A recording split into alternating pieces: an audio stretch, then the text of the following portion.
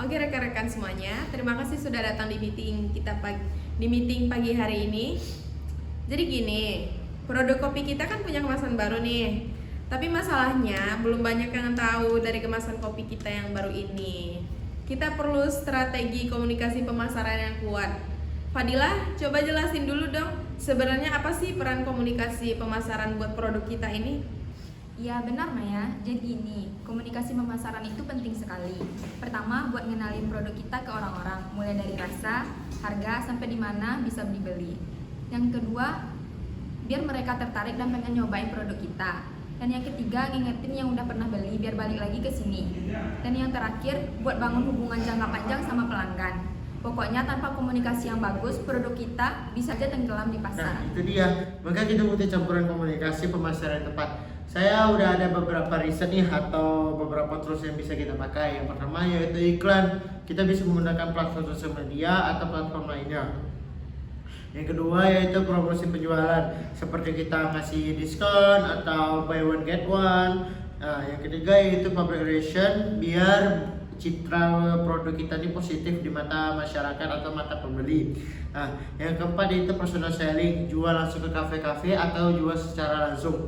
Yang kelima yaitu direct marketing lewat email atau WhatsApp, dan terakhir yaitu digital marketing. Nah, inilah yang paling penting atau kunci yang menurut saya sukses, karena di sini bisa lewat Instagram, TikTok, sama website kita sesuai dengan apa yang tren Gen Z sekarang ini. Ya, aku setuju banget sih sama Adit. Kita perlu, tapi kita nggak bisa asal comot semua tools. Kita harus pilih yang paling efektif. Kemudian Maya, menurut aku kita perlu develop yang efektif dulu gak sih? Ada langkah-langkahnya gak? Bener banget Dava. Oke, jadi saya jelasin ya step by step. Pertama, kita harus mengidentifikasi target audiensnya siapa. Kita harus pasarin kemana, sasaran kita itu siapa. Misalnya sasaran kita anak muda dari umur 18 tahun sampai 35 tahun yang suka kopi premium. Betul kan? Yes, target market kita jelas. Kedua, kita harus menentukan tujuan komunikasi kita. Mau awareness dulu atau langsung sales. Yang ketiga, kita desain pesan-pesan apa yang mau kita sampaikan di sini nih, di produk kopi kita. Misalnya kopi Nusantara, rasa lokal dengan kualitas internasional. Yang keempat, saluran komunikasi. Kita mau lihat apa? Online atau offline? Yang kelima, kita menentukan budget. Miranda, ini bagian kamu ya.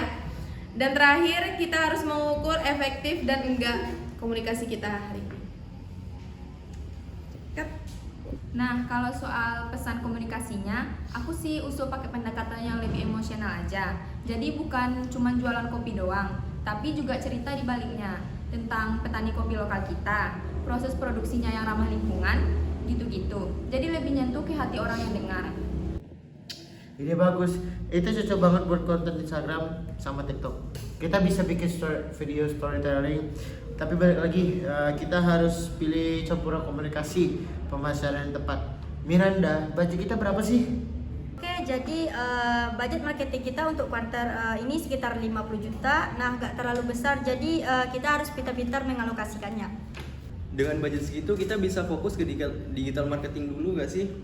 Biayanya lebih murah, jangkauannya juga luas. Kita alokasikan 60% buat digital social media ads, kemudian influencer marketing dan SEO website. Terus 20% buat promosi, kasih sampel gratis di event-event, dan sisanya 20% buat PR dan direct marketing. Proposal Dava lumayan menarik ya. Tapi ingat, kita juga harus manage integrate marketing communication kita. Semua channel yang kita pakai itu harus menyampaikan pesan yang konsisten.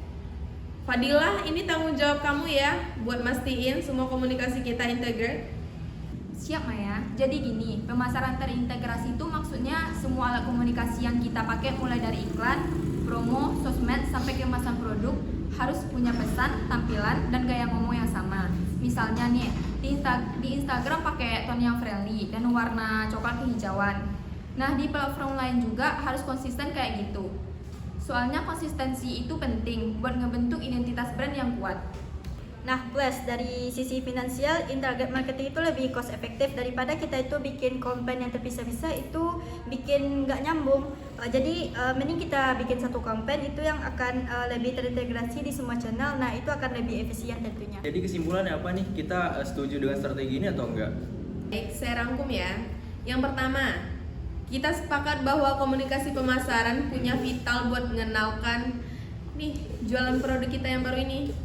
Terus yang kedua, pilih campuran komunikasi dengan fokus ke digital marketing kita butuh 60%, promosi penjualan kita butuh 20%, dan PR direct marketing kita butuh 20%. Yang ketiga, komunikasi kita akan dikembangkan dengan pendekatan emosional. Ya, storytelling tentang petani lokal dan substansinya. Yang keempat, semua channel komunikasi harus integrasi pesan yang konsisten, ya, dengan visual yang seragam. Fadilah, kamu handle koordinasi ini ya. Ada yang mau ditambahin? Saya ada usul nih, kita harus launch campaign perdana bulan depan. Pas ada coffee festival, ada event-event atau yang lainnya, momen yang pas buat produk launch, dan kita bisa dapat banyak ekspor dan positif untuk dari konsumen gitu. Oke, nanti aku bikin brief lengkapnya ya semua channel komunikasi, sekalian sama konten kalendernya biar lebih teratur dan terarah. Oke, menurut aku ini udah perfect banget. Stoknya juga udah ready, jadi kita tinggal eksekusi aja barangnya. Oke semuanya, good discussion untuk hari ini. Kayaknya kita punya roadmap yang jelas ya.